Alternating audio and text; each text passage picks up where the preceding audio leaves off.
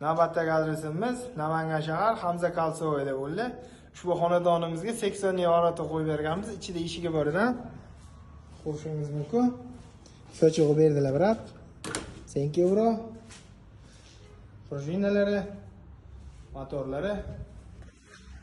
İp shuni tortdimiz. Shunga o'tadi. Ko'taramiz.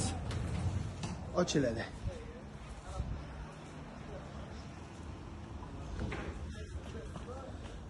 Keyin yana shuni tushiramiz.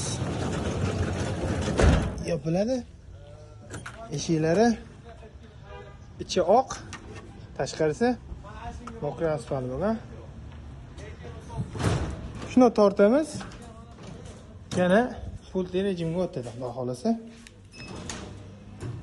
Kimga shunaqa xizmatlar kerak bo'lsa, Laz Metalga aloqaga chiqaverasizlar. Ishlaringizni chiroyli, sifatli, ko'ngildagiday qilib, asosiysi o'z vaqtida bitkazib beramiz inshaalloh.